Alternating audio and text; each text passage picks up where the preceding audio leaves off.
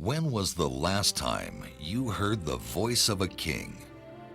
My father, a lot of people focus on the fact that he spoke this, eloquent, dynamic dream of world togetherness, and many people don't realize that the emphasis was not just on racial reconciliation and racial harmony, but it was also on what he entitled as the triple evils of poverty, racism, and war.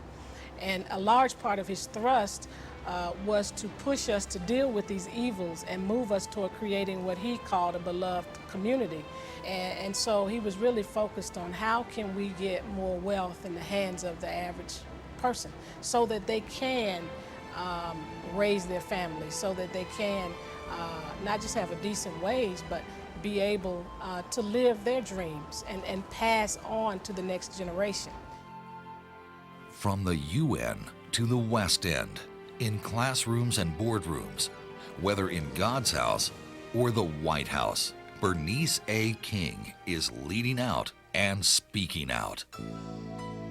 Most people's choices have been taken away from them because they have to go to the job and they have to do what the job requires of them and be there all day, every day, as long as they say, because of that fear. King is an entrepreneur and business owner who combines her passion and compassion to build enterprises which focus as much on family time as they do on the bottom line. If I had a message for corporate America, it would be give people their families back. Give them some of their life back that they can devote to their families and community. With a BA in psychology, a master's in divinity, and a Doctor of Law degree, King's message just might challenge and change your view of life. Pay close attention because everything she says will come to pass. Ladies and gentlemen, welcome the King for our generation, Bernice A. King.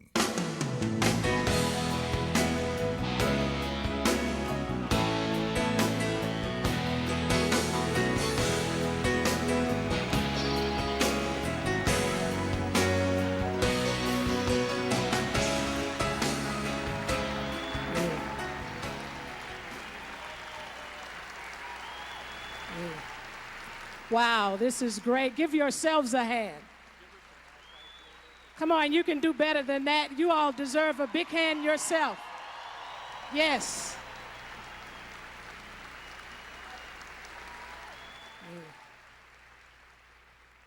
I have a dream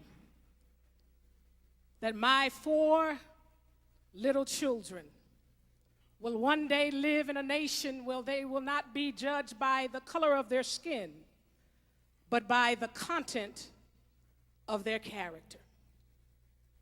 It was 40 years ago when my father pronounced those words, and I was a mere 5 months of age on that August 28th day, 1963. And if there's something that I could say today to everybody in here, it's that the world that Martin Luther King Jr. grew up in and lived in was drastically different than the world that I grew up in and that I lived in. Because Martin Luther King Jr. understood that his life was not merely about himself, but that it was about the future generations, and that he gave his life serving and even willing to die for the next generation. And so I thank God that I had a father who understood transferring things to the next generation and living a life that was really about the next generation.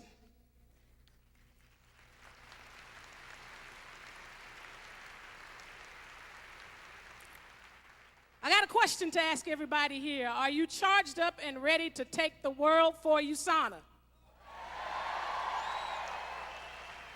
Y'all didn't sound too convinced of that. I'm gonna ask it one more time. Are you charged up and ready to take the world for USANA? Yes.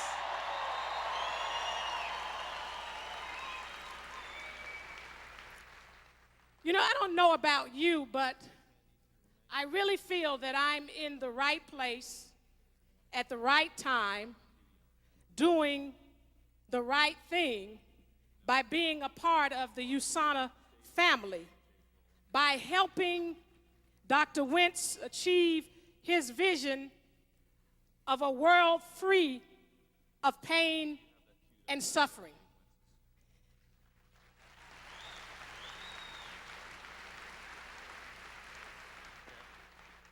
And you know something is right when everything in you says yes, but your mind tries to talk you out of it.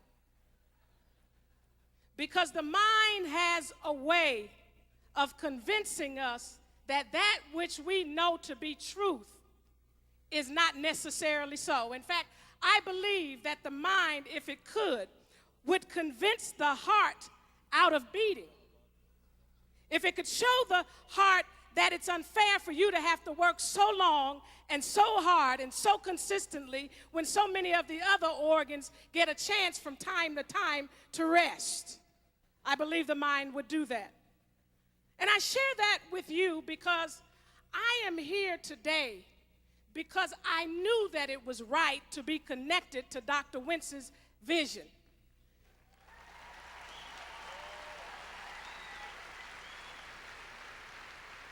And I want to take you on a mere journey to show you how it happened in my life.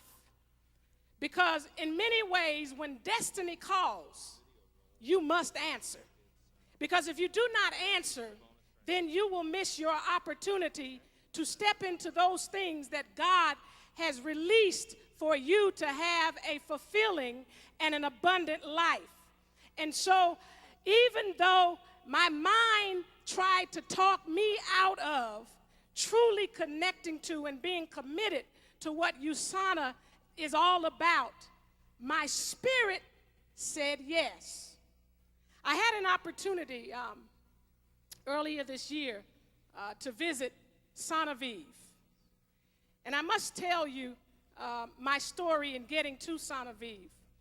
My two brothers, Martin III and Dexter King, happened to go to Sanaviv in December of last year. My brother Dexter is a vegan, and he is consistently looking and researching for things that can help him live a more holistic life. And he happened to come across the Sanaviv Medical Retreat Center. And he took my brother with him, and they spent a couple of weeks there. And he was so convinced on the positivity and the benefits of Sanaviv in terms of holistic health that he came back to America.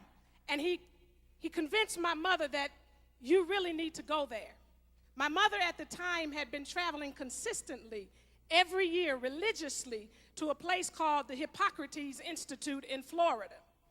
And she was set and ready to go to Hippocrates just when Dexter came and told her that you need to make a shift and commit your vacation this time to the Sanaviv Medical Retreat. Well, my mother, after vacillating, made the decision to go and decided to take my sister. Now, while I was growing up, I always was left out of things, I must tell you, because I was the youngest. And I heard them talking back and forth about Sanaviv. And I realized Dexter had been, Martin had been, now Yolanda was going. But when I looked at my schedule and I looked at that time at my financial circumstances, I talked myself out of it and said, I can't do this. This is just not the right time for me.